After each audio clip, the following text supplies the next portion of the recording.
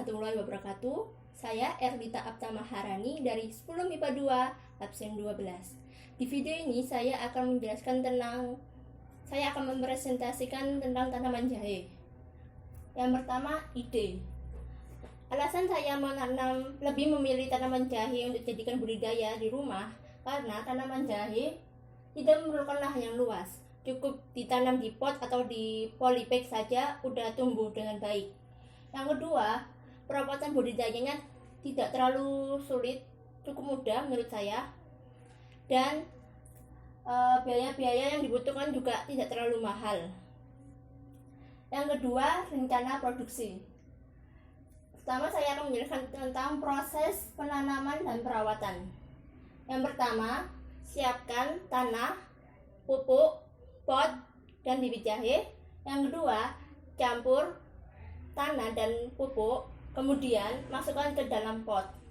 Yang ketiga, tanam bibit jahe ke dalam pot. Dan yang keempat, siram setiap pagi.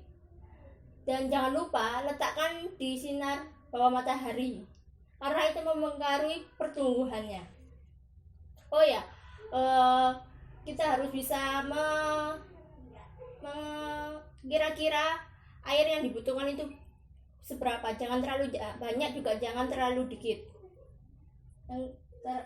Terus rencana produksi saya akan membuat atau mengolah tanaman jahe ini menjadi minuman jahe yang dalam bentuk bubuk, maksud saya dalam bubuk instan seperti ini gambarnya. Terus yang ketiga, analisis perhitungan. Untuk biaya tetapnya hanya biaya peralatan kira-kira 30.000. Terus biaya variabel itu yang pertama ada biaya bahan baku. Biaya bahan baku ada gula 48.000, air mineral 6.000, LPG 6.000, dan yang terakhir pot dan stiker itu sekitar 5.000. Jadi totalnya untuk bahan baku sendiri itu 65.000. Yang kedua, biaya listrik. Biaya listrik diperkirakan itu habis 5.000. Jadi total untuk biaya variabelnya itu 70.000. Nah, untuk biaya untuk jumlah produksinya saya rencananya akan memproduksi 20 kemasan. Nah, untuk biaya variabel per unit itu 70.000 dibagi 20, berarti biaya variabel per unitnya yaitu 3.500.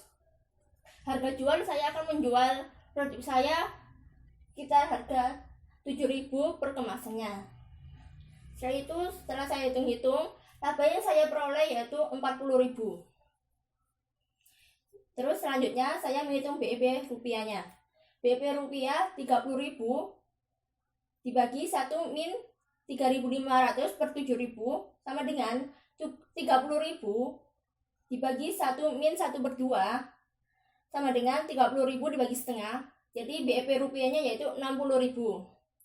Terus BP unit itu 30.000 dibagi 7.000 dikurangi 3.000 sama dengan 30.000 dibagi 3.500, dan BEP unitnya yaitu 9 unit.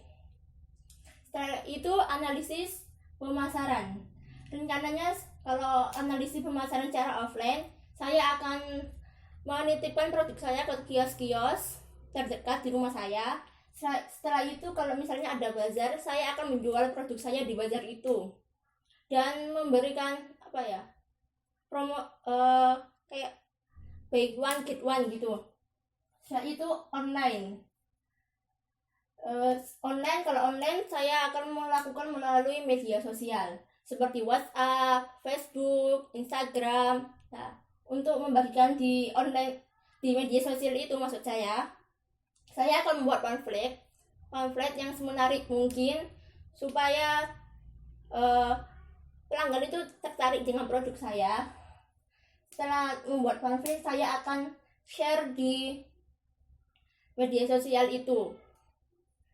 Setelah itu yang terakhir, evaluasi. Untuk evaluasi diri, saya cukup memahami materi ini dengan baik. walaupun daring tuh saya bisa mempelajari materi ini berkali-kali jika saya tidak paham. Dan untuk evaluasi penanaman sendiri, saya itu tidak menaruh mulsa. Mulsa itu kayak lapisan permukaan bawah tanaman. Fungsinya itu untuk melembabkan dan menekan pertumbuhan gulma. Jadi dengan begitu mulsa itu dapat mempengaruhi pertumbuhan tanaman dengan baik dan cepat. Baik, sekian dari saya, Erlita Aptama Harani. Wassalamualaikum warahmatullahi wabarakatuh.